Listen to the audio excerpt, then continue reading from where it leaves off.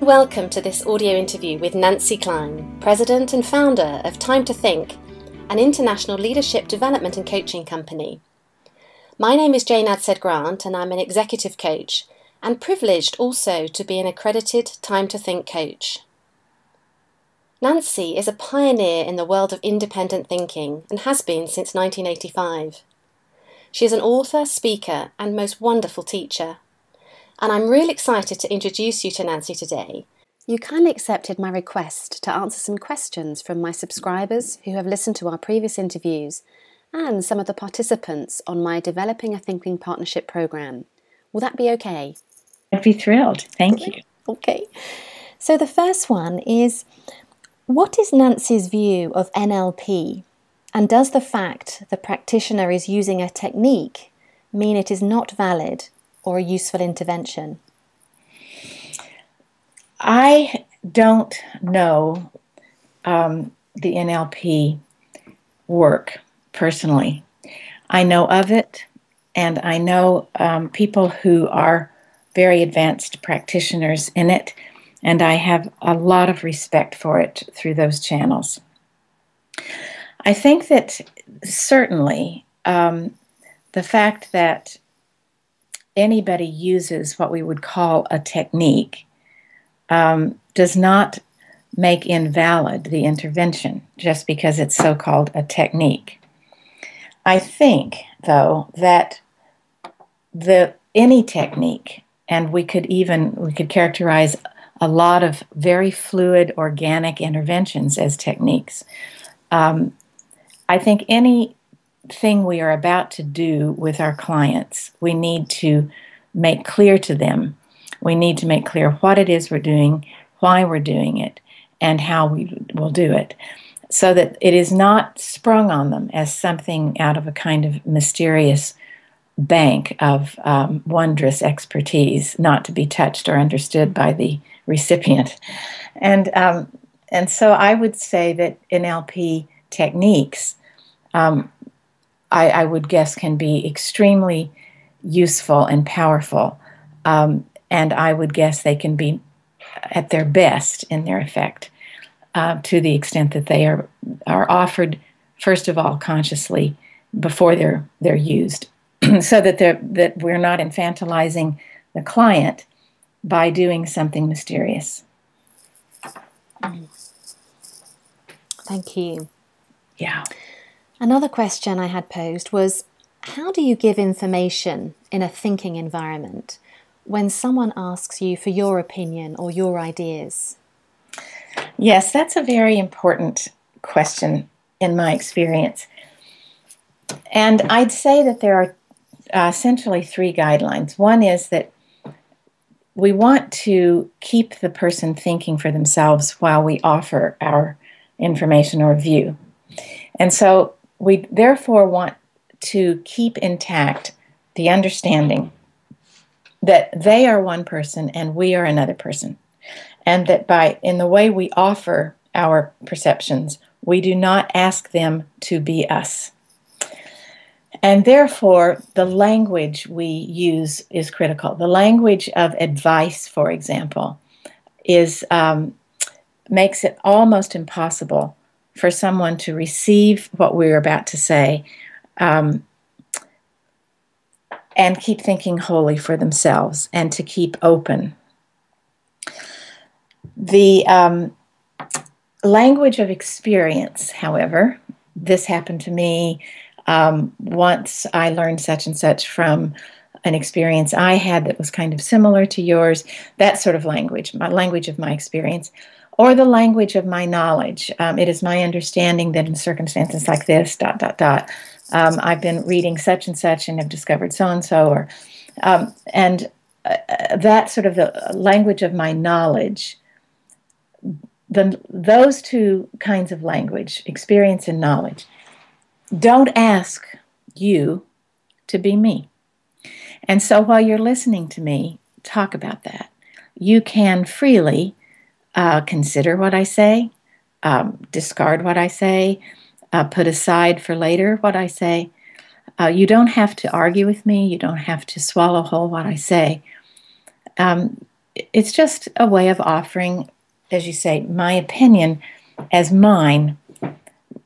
And I would say that a kind of third piece here is that if in this particular setting um, I use the word I and hardly ever the word you, I have a pretty good guideline, because in this setting, meaning when I'm being asked for my view, I want very much not to slip into telling you what you need to do. Yeah. That's really helpful. Thank you.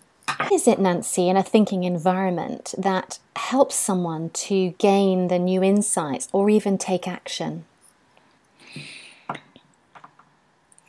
Well, both of those come, I think, from either the implicit or explicit removing of an untrue limiting assumption from their thinking. And I think that people have insights because they've either recognized something they couldn't see before, and therefore the assumption that it isn't there or that it was different is changed and they can see it. Or they have been blocked in looking further or more deeply or more colorfully at things because of an untrue assumption they've been living as true all their life. And when that starts to lift, there is great insight into themselves and into others and into their situation. To take action, I'm interested in that part of your question very much because we're getting reports more and more now that the incisive question, as we think it exists potentially in the human mind all the time, and that we offer in our sessions to people, that question itself is formatted by the human mind and in this explicit form in such a way, as a hypothetical question as opposed to a demanding question, in such a way that the person who then embeds that question and lives with that question, it's all been constructed by them, which is another important, very important thing here. They live with that question and they are taking more action than they say they used to when they came up with action steps and by other methods, or by, especially if others have imposed action step proposals on them, or demanded, or even by contract demanded that they take action on those ideas. And I'm very excited about this. I think that the hypothetical construct of the incisive question is I think illustrative of what the mind likes to do, which is to play. And so for all these years, we've noticed that this is a very powerful construct, which is hypothetically, if you knew, so that's a subjunctive tense, if you knew, not because you know, but if you knew that, and then insert the new assumption, let's say something as generic as, if you knew that you are deeply good, and then again, the subjunctive, the hypothetical. How would you, and then insert the goal, how would you plan the next steps of your life? If you knew, insert a true assumption, how would you, insert the goal? So there's the if you knew and the how would you that are just so playful. And I think that the mind resists obedience except in dire emergencies. And it likes to play. It likes to imagine. It likes to fool around with ideas and with possibilities. And surprisingly, in a kind of way, it is that playful, hypothetical nature of the incisive question that seems to produce firm, grounded, hard, in the sense of very dependable and strong insights, and action steps that lead to action. I think autonomy tends to produce action better than obedience does.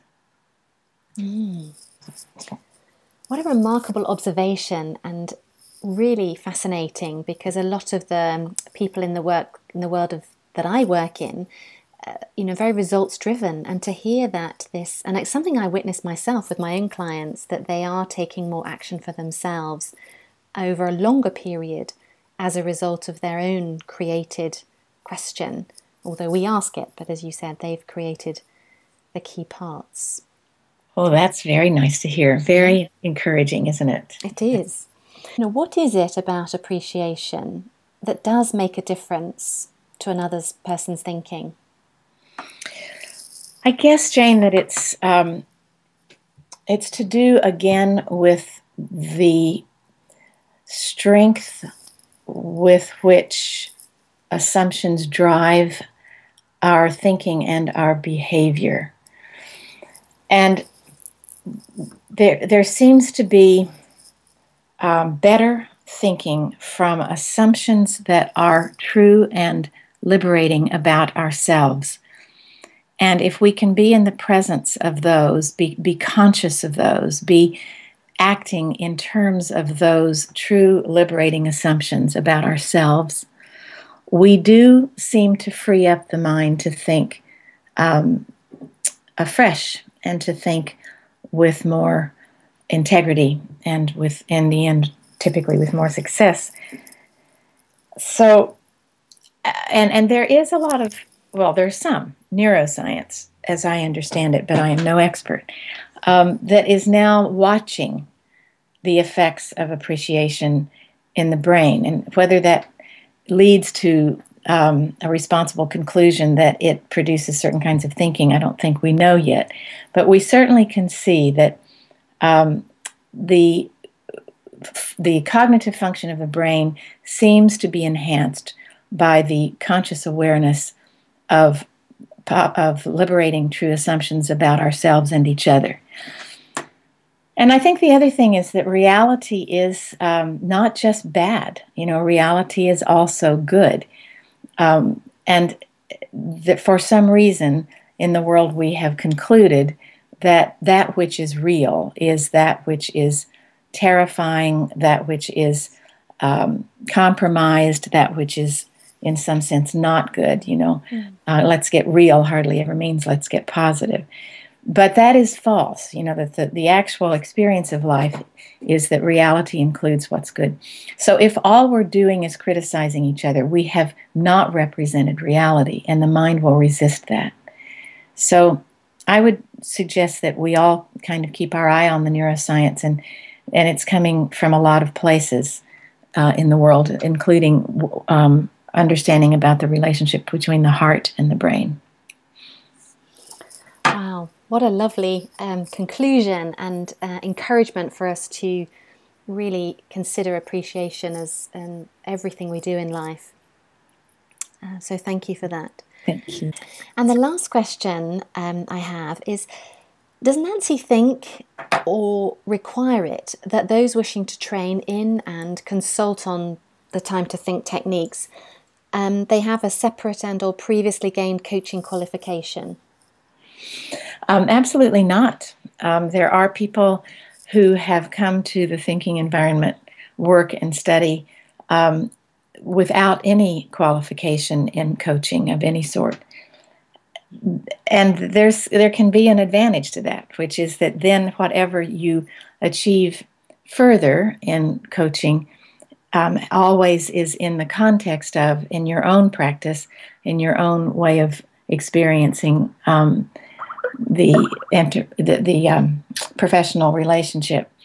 It's always in the context of the drive for the independent thinking of the client. And it can then, in some people's experience, certainly people have said, it can add even greater quality to the other study they do in coaching.